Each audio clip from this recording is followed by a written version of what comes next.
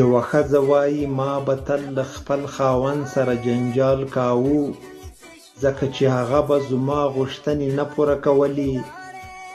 کله به مې چې ترېنه څه وغوښتل هغه به یې نه راوړل. ده به ویل پیسې پاته نه شوې، خو ما به یې خبره نه منله. باور مې نه پرې کاوه او لا به مې ورسره ضد کولو. د کور کارونه به مې نه کول، هر څه به مې ګډ وډ پراته وو. زه به په خپله خونه کښې پرته وم او دی سره له دې چې له کاره به ستړی راتلو. کور به یې پاکاوه، کارونه به یې کول، خو هېڅکله یې غږ نه اوچتاوه، چغې یې نه وهلې. همدا نرمي د دې سبب شوه چې زه لا سرکشه شوم. شپه او ورځ به مې جنجال و، خو ما هېڅکله سکون احساس نه کړ. یوه ورځ د خپل پلار کره لاړم. هلته مې مشر ورور هم له خارجه راستون شوی و.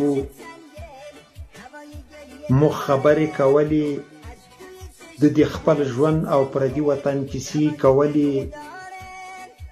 ما ورته د خپل میړه شکایت وکړ، زما غوښتنې نه پوره کوي، له ما سره بې پروایي کوي. ورور مې راته وویل ته کور ته لاړه شه، سبا زه درځم، هلته به خبرې کړو. بیرته خپل کور ته راغلم. سبا مې ورور راغی، خو تود هرکلی مې ورته وکړ، چای مې ورته ورکړ. ورته ومې ویل چې میړه مې په یوه ستره کمپنۍ کښې کار کوي. ورور مې وویل هلته څه کار کوي؟ ما ویل نه پوهېږم. نو ده خپل موبایل راواخیست، یوه ویډیو یې خلاصه کړه. ما چې ویډیو وکتله زړه مې له سینې راووت. میړه مې ډېر لوړې ودانۍ په سر ځوړند و، لاس کښې یې صفا کوونکي وسایل و. د ودانۍ ښیښې یې پاکولې. ورته ومې ویل دا زما میړه ده، دا هلته څه کوي؟ که وولېږي دا کار خو ډېر خطر لري. ورور مې وویل ستا میړه هره ورځ خپل ژوند په خطر کې اچوي، بې له ویرې، یوازې ستا لپاره، یوازې د یوې ګولې ډوډۍ لپاره.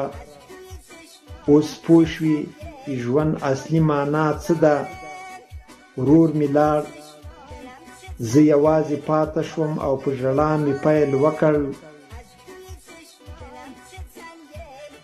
ژړل مې، کور مې پاک کړ، هر څه مې برابر کړل او اوښکې مې روانې وې.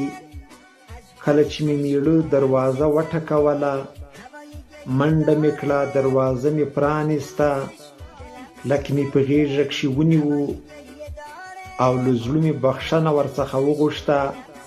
له هغې ورځې وروسته زه هره ورځ دعا کوم چې میړه مې روغ رمټ کور ته راشي.